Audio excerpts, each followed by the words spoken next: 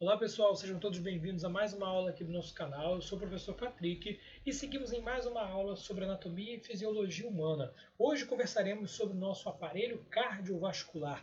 Vamos entender quais são os órgãos envolvidos e as funções desse importante componente do nosso organismo, do nosso corpo humano. Mas antes, caso você ainda não esteja inscrito no canal, não deixe de se inscrever aqui, só clicar nesse botãozinho no canto inferior direito da tela.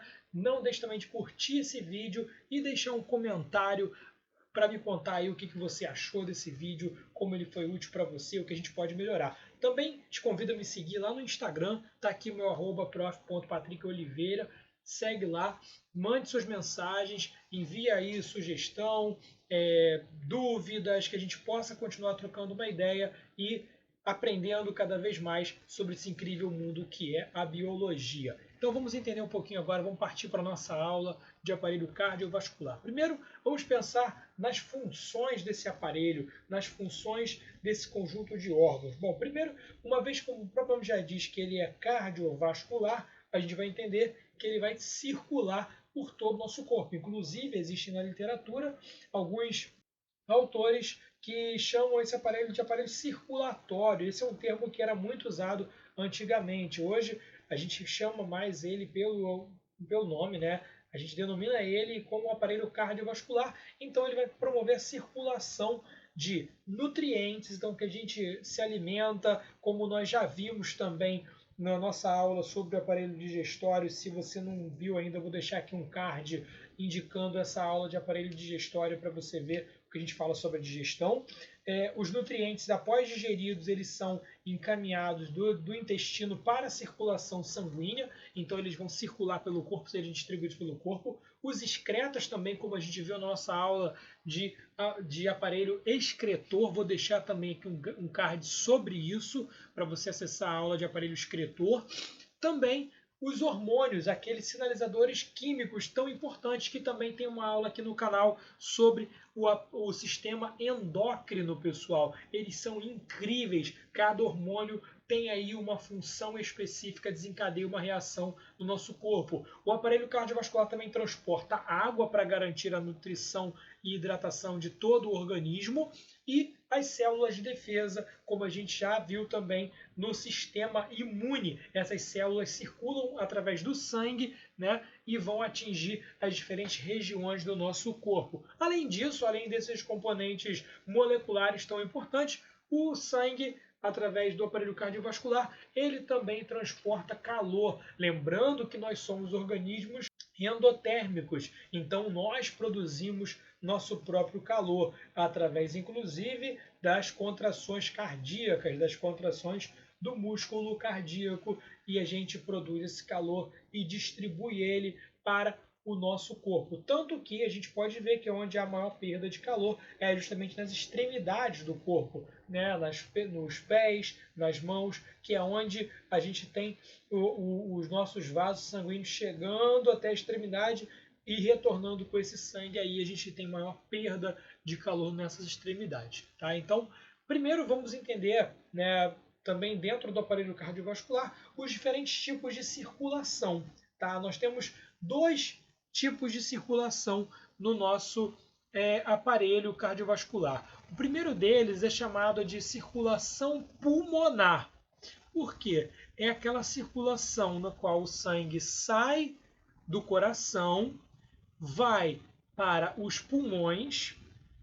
Então vou deixar aqui também linkada a aula de aparelho respiratório, tá? Então aqui a gente esse sangue chega no pulmão, passa pelo processo de hematose, ou seja, vai chegar um sangue no pulmão chamado de sangue venoso, que é um sangue pobre em oxigênio e rico em gás carbônico. Quando esse sangue venoso chega no pulmão, ele passa pelo processo de hematose. Ao passar pelo processo de hematose, a gente vai recolher o gás carbônico e trocar esse gás carbônico pelo gás oxigênio. Uma vez que já houve essa troca, o tecido sanguíneo vai sair do pulmão já oxigenado, e aí não vai ser mais um sangue venoso, vai ser um sangue arterial.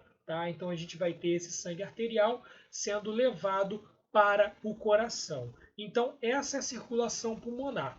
Uma vez que terminada essa circulação pulmonar e o sangue chega oxigenado no coração, ele vai entrar pelo átrio esquerdo, vai ser encaminhado para o ventrículo esquerdo e aí ele vai ser bombeado do coração pela artéria, pelas artérias, né, para todo o restante do corpo. Então aí começa a circulação sistêmica, na qual o sangue arterial ele sai do coração e é distribuído pelo corpo. No corpo ele vai se aventurar aí pelas artérias, arteríolas, já vou falar mais sobre isso, e pelos capilares, chega em cada órgão, chega em cada tecido, distribui oxigênio, recolhe o gás carbônico e aí distribui isso pelos capilares, pelas vênulas, pelas veias, e aí torna-se novamente sangue venoso, que vai ser encaminhado, esse sangue venoso, até o átrio direito do coração. Depois o sangue venoso segue para o ventrículo direito, por onde ele vai ser destinado novamente à circulação pulmonar. Então, circulação pulmonar do coração para o pulmão, do pulmão para o coração. Circulação sistêmica do coração para todo o organismo, de todo o organismo para o coração novamente.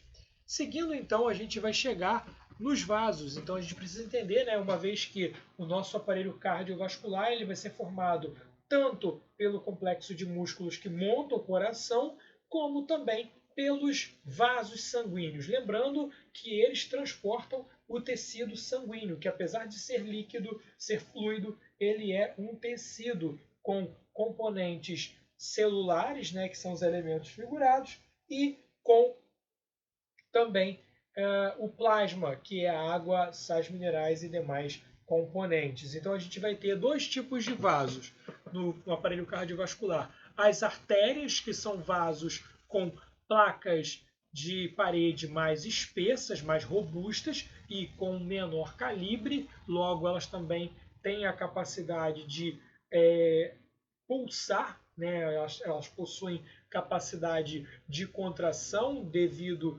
ao tecido que as reveste, e essas artérias elas transportam sangue arterial rico em oxigênio. Elas vão diminuindo de volume, diminuindo de calibre, diminuindo de espessura e se transformam em arteríolas, que conseguem diminuir-se até o ponto de se tornarem capilares. Esses capilares são os menores vasos que a gente vai encontrar no nosso aparelho cardiovascular. E, paralelo também às artérias, nós temos as veias. O que são as veias? As veias também são vasos condutores de sangue, contudo, tem uma parede menos espessa, uma parede mais delgada, uma parede mais simples. E aí, nas veias, a gente circula basicamente o sangue venoso, que é aquele sangue pobre em oxigênio e rico em gás carbônico. E percebam também que as veias não têm capacidade de contração. Elas possuirão válvulas que impedem que o sangue que seguiu retorne, voltando para a sua origem. Então, mediante a pulsação das artérias que empurram o sangue, esse sangue vai seguir para as veias depois e saindo dos órgãos, indo para as veias, esse sangue vai ser encaminhado graças a essas válvulas. Além disso, há uma diferença de localização também. As artérias são mais profundas, ao passo que as veias são mais superficiais também no nosso corpo. E para entender um pouco também da estrutura do nosso coração ele é considerado um coração tetracavitário, que entre os vertebrados é o coração mais subdividido e mais complexo que pode ser encontrado. Ele tem duas partes no lado esquerdo e duas partes no lado direito, sendo elas átrio direito e átrio esquerdo, e ventrículo direito e o ventrículo esquerdo. O átrio direito é onde o sangue venoso chega ao coração, depois ele é encaminhado para o ventrículo direito, que o encaminha para a artéria pulmonar, que vai levar esse sangue para os pulmões. Por sua vez, quando o sangue retorna pela veia pulmonar, ele chega no átrio esquerdo. Chegando nesse átrio esquerdo, o sangue, já sangue arterial, já sangue rico em oxigênio, será endereçado para o ventrículo esquerdo. O ventrículo esquerdo distribui, encaminha esse sangue para a artéria aorta, que irá encaminhar, distribuir esse sangue por todo o corpo, dando início aí à circulação sistêmica, pessoal. Então esse é o nosso coração. Ele é formado aí pelas paredes, né, do miocárdio, que é esse músculo bem aqui no meio, que é o principal músculo cardíaco. Lembrando que o músculo cardíaco ele tem contração rápida e involuntária, e também temos o revestimento externo do coração na membrana chamado pericárdio, ok?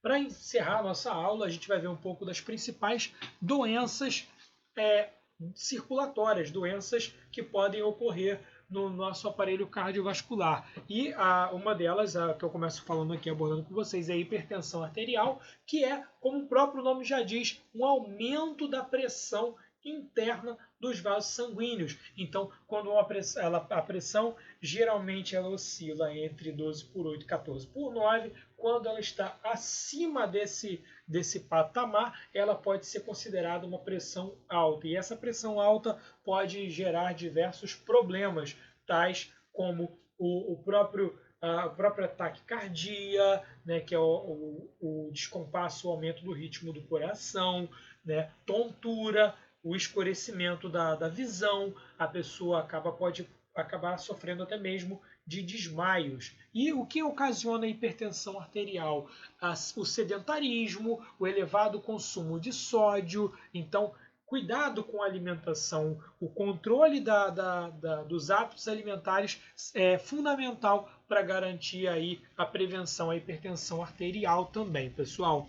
A doença coronariana também é uma doença muito complicada que está relacionada aos maus hábitos alimentares, porque ela se configura como o acúmulo de placas de gordura nos vasos sanguíneos. Esse acúmulo de placas de gordura irá desencadear o entupimento desses vasos e a obstrução dos mesmos, impedindo que o sangue circule. Por fim, temos a doença cerebrovascular, também conhecida como acidente, que é a promotora, né, do AVC, acidente vascular cerebral, que é quando você tem o comprometimento da irrigação sanguínea em alguma região do cérebro, que pode desencadear perda de movimentos, pode desencadear também perda de visão e uma série de comprometimentos ao funcionamento corporal. Então, a doença cerebrovascular é quando você tem o surgimento aí de um comprometimento